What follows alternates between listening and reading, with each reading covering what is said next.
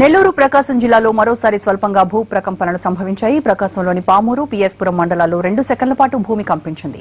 దీంతో స్థానికులు ఇళ్లలోంచి పరుగులు తీశారు. నెల రోజుల వ్యవధిలో 20 సార్లు భూమి కంపించడంతో ప్రకాశం వాసులు తీవ్ర భయాందోళనకు గురవుతున్నారు.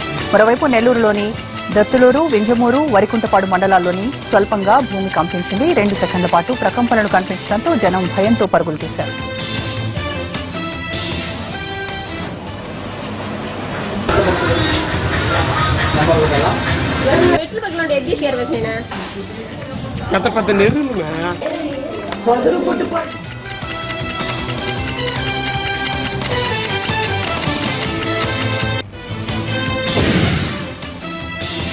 బైక్ రేసింగ్లకు పాల్పడుతున్న 17 మంది యువకులపై కేసులు బుక్ చేశారు హైదరాబాద్ పోలీసులు. జిగ్జాగ్ డ్రైవింగ్, మితిమీరిన వేగంతో దూసుకెళ్లే రేసర్లను పట్టుకునేందుకు బంజారాహిల్స్ కేబీఆర్ పార్క్ దగ్గర స్పెషల్ డ్రైవ్ నిర్వహించారు. పట్టుబడ్డ వారిలో 2 మైనర్లున్నారు. తల్లిదండ్రులను పిలిచి పట్టుబడిన యువకులకు కౌన్సిలింగ్ నిర్వహిస్తామని చెప్పారు ట్రాఫిక్ పోలీసులు.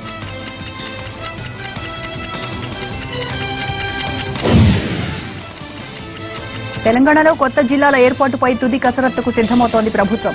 రేపు మరోసారి జిల్లా కలెక్టర్ల సమావేశం జరగనుంది. మండలాలు, రెవెన్యూ డివిజన్లపై సమగ్ర నివేదికను ఇప్పటికే కలెక్టర్లు సిద్దం చేసినట్టు తెలుస్తోంది. దీనితో పాటు కొత్త జిల్లాలు ఏర్పాటు చేస్తే ఉద్యోగుల సర్దుబాటు, కొత్త జిల్లాల కోసం ఇంకా ఎంతమంది ఉద్యోగులు అవసరమవుతారన్న దానిపైన సమగ్ర సమాచారం ఇవ్వనున్నారు. కొత్త జిల్లాలపై సీఎం కేసీఆర్ ఇప్పటికే రోడ్ మ్యాప్ ప్రకటించారు. రేపటి సమావేశంతో జిల్లాలపై ఇంకాస్త క్లారిటీ రానుంది. ఈ నెల 30వ తేదీలోపు ప్రజాప్రతినిధులు, స్థానిక నేతల సూచనలు తీసుకోనున్నారు. జూలై 5న మళ్లీ సమావేశం ఉంటుంది.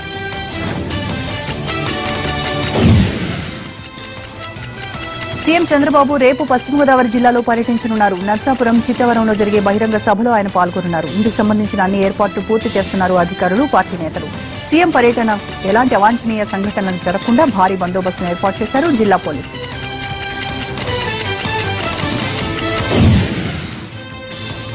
Mallanna Sagar project round table సమావేశం ముగిసింది. ఈ సభలో పలు తీర్మానాలు చేసింది మల్లన్న సాగర్ సాధన సమితి. ప్రాజెక్టును త్వరితగతిన పూర్తి చేసేలా ప్రభుత్వం చూడాలని డిమాండ్ చేశారు. ముంపు రైతులతో ప్రభుత్వమే మాట్లాడి నష్టపరిహారం చెల్లించాలని తీర్మానం చేశారు. ముంపు వాసులు కొత్త గ్రామానికి పాత పేరు పెట్టాలని, ప్రాజెక్టు మత్స్య సంపద హక్కును బాధితులకే కల్పించాలని సూచించారు. ఈ సభలో నిజామాబాద్, వరంగల్, కరీంనగర్ జిల్లా రైతులు పాల్గొన్నారు.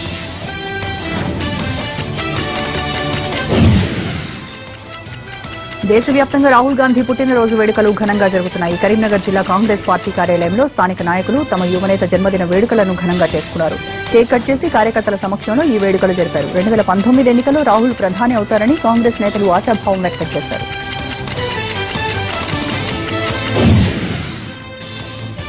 అనంతపురం నియోజకవర్గంలో జరిగిన అభివృద్ది కార్యక్రమాలపై శ్వేతపత్రం విడుదల చేశారు ఎమ్మెల్యే ప్రభాకర్ చౌదరి.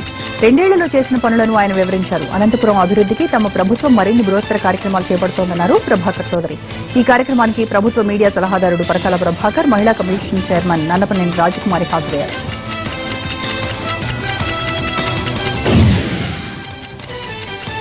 నెల్లూరు జిల్లాలో అవినీతి అధికారి ఏసీబీకి దొరికాడు. కార్పొరేషన్లో అసిస్టెంట్ టౌన్ ప్లానింగ్ ఆఫీసర్గా పనిచేస్తున్న మునిరత్నం 50,000 రూపాయల లంచం తీసుకుంటుండగా ఏసీబీ అధికారులు రెడ్ హ్యాండెడ్గా పట్టుకున్నారు. ఇంటి అప్రూవల్ అనుమతుల కోసం 6 నెలలుగా బాధితులు 50,000 డిమాండ్ చేశారని ఫిర్యాదుతో ఏసీబీ అధికారులు వలపన్ని మునిరత్నంను పట్టుకున్నారు. కార్పొరేషన్ కార్యాలయంలోని సిటీ ప్లానింగ్ కార్యాలయంలో సోదాలు నిర్వహించి 50,000 నగదుతో పాటు కీలక రికార్డులను సీజ్ చేశారు.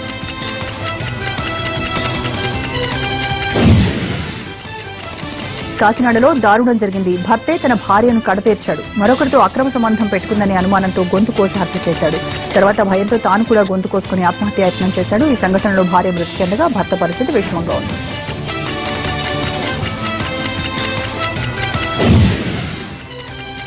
వేధింపులతో లేడీ టీచర్ మరణానికి కారకుడైన వ్యక్తిని హైదరాబాద్ పోలీసులు అదుపులోకి తీసుకున్నారు. హయత్ నగర్ ఎల్లారెడ్డిగూడెంకు చెందిన చందనాను, చౌటుపల్లికి చెందిన మహేష్ అనే అతను ప్రేమ పేరుతో కొన్నాళ్లు వేధించాడు. ఓ ప్రైవేట్ పాఠశాలలో టీచర్గా పనిచేస్తున్న ఆమె స్కూల్కు వెళ్తున్నప్పుడు వస్తున్నప్పుడు వెంటపడి విసిగించాడు. దీనికి తోడు కొందరు ఆకతాయిల నుంచి అసభ్య మెసేజ్లు రావడంతో ఇటీవలే పోలీసులకు కంప్లైంట్ కూడా చేసింది. అయినా వేధింపులు ఆగకపోవడంతో మనస్తాపంతో చెరువులో దూకి ఆత్మహత్య చేసుకుంది.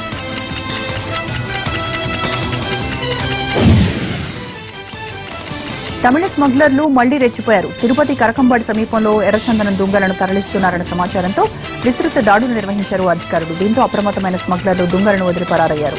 ఘటనా స్థలంలో 9 దుంగలను స్వాధీనం చేసుకున్నారు అధికారులు. ఎర్రచందనం స్మగ్లర్ల కోసం గాలిస్తున్నారు.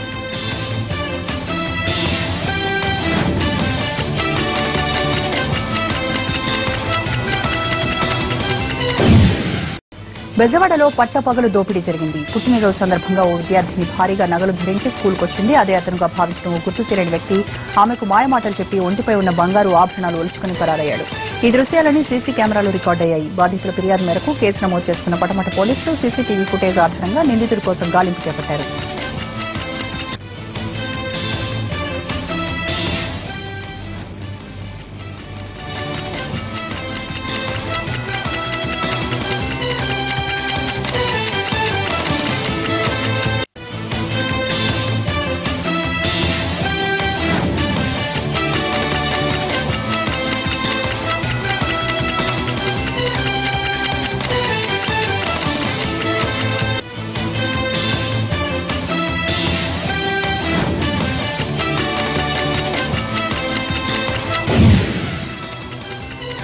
సుల్తాన్ బజార్ చోరీ కేసును 12 గంటల్లోనే ఛేదించారు పోలీసులు. సీసీటీవీ ఫుటేజ్ ఆధారంగా ఓ వ్యాపారి నుంచి 12 లక్షలు కాజేసిన కేసులో 5 దొంగల్ని అరెస్ట్ చేశారు.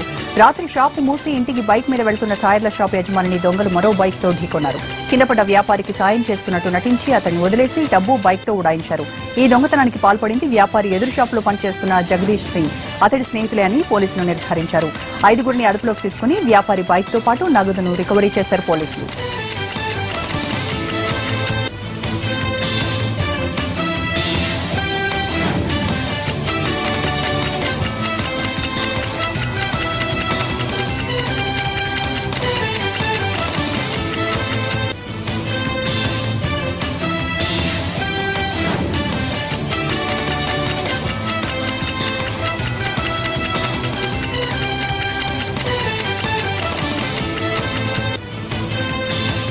అనే అతను ఈ రాజధాని టైర్స్ ఏవైతే కంప్లైంట్ ఉన్నాడో, ఫిర్యాదుదారు ఉన్నాడో, వాళ్ళ షాప్ ఎదురుగా జైన్ టైర్స్ అనే షాప్ లో పనిచేస్తున్నాడు.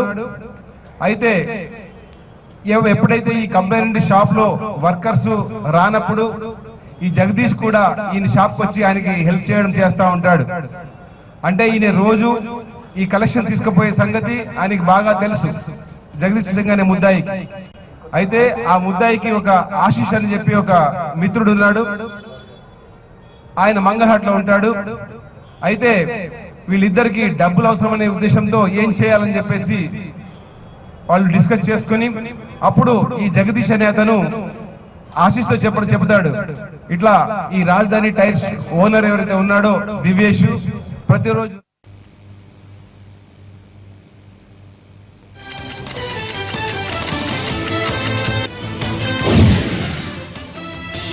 తిరుపతిలోని సెల్ టవర్ ఏర్పాటుకు వ్యతిరేకంగా ఆందోళనకు దిగారు స్థానికులు. మిట్టవీధిలో ఒక భవనంపై ఓ నెట్వర్క్ సెల్ టవర్ ఏర్పాటు చేసింది. దీంతో మిట్టవీధి, టీకే స్ట్రీట్, దొండపురం వీధిలోని స్థానిక మహిళలు ఆందోళనకు దిగారు. టవర్ ద్వారా వెలువడే రేడియేషన్ కారణంగా తమ ఆరోగ్యం దెబ్బతింటున్నట్టు రోడ్డుపై బైఠాయించారు. దీంతో పెద్ద సంఖ్యలో వాహనాల రాకపోకలు స్తంభించాయి. సెల్ టవర్ను వెంటనే తొలగించాలని, లేదంటే ధ్వంసం చేస్తామని హెచ్చరించారు.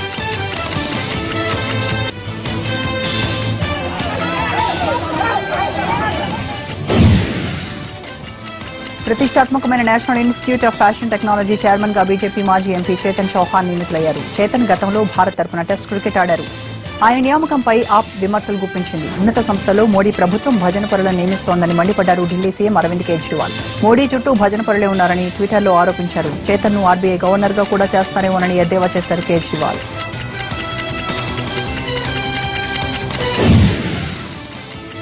తిరుమల శ్రీవారి ఆలయంలో వైభవంగా సాగిన జ్యేష్ఠాభిషేక ఉత్సవాలు నేటితో ముగిశాయి. శ్రీవారి ఉత్సవమూర్తుల పరిరక్షణ కోసం ప్రతి ఏటా నిర్వహించే జ్యేష్ఠాభిషేకాన్ని 3 రోజుల పాటు శ్రీవారి ఆలయంలో శాస్త్రోక్తంగా నిర్వహించారు అర్చకులు. జ్యేష్ఠ మాసంలో జ్యేష్ఠ నక్షత్రంతో పాటు వచ్చే పౌర్ణమి రోజున ఈ ఉత్సవాన్ని ముగించారు. శ్రీదేవి, భూదేవి, మలయప్ప స్వామి ఉత్సవమూర్తులకు మరమ్మతులు చేసి బంగారు కవచాలను అలంకరించారు.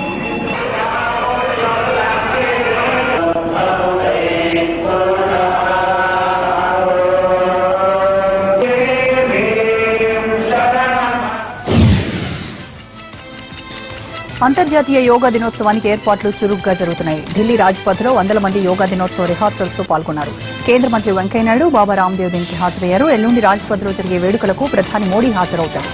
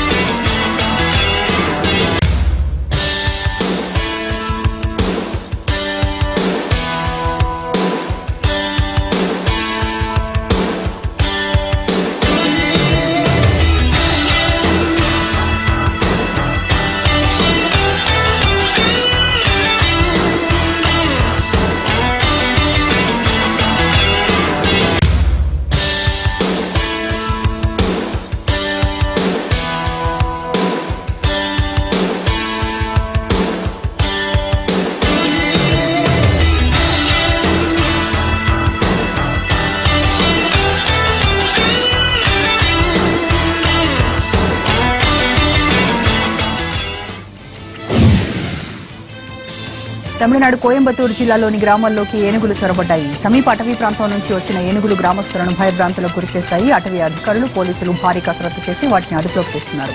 అనామలై టైగర్ రిజర్వ్ కు గజరాజులను తరలించారు.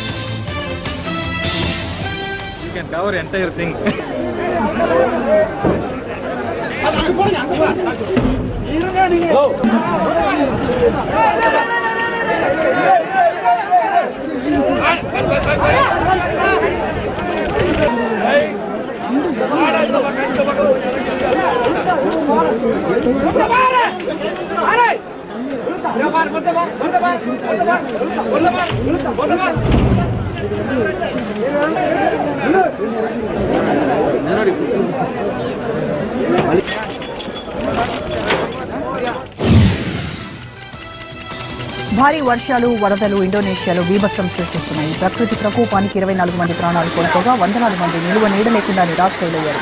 సెంట్రల్ జావాలో పరిస్థితి మరింత తీవ్రంగా ఉంది. ఎగువ ప్రాంతాల్లో కురుస్తున్న వర్షాలకు కొండ చర్యలు విరిగిపడటంతో చుట్టుపక్కల గ్రామాల ప్రజలు భయాందోళనల మధ్య బతుకుతున్నారు. లోతట్టు ప్రాంతాలన్నీ పూర్తిగా జలమయమయ్యాయి.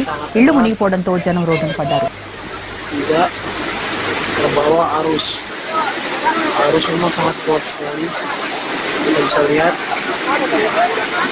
coklat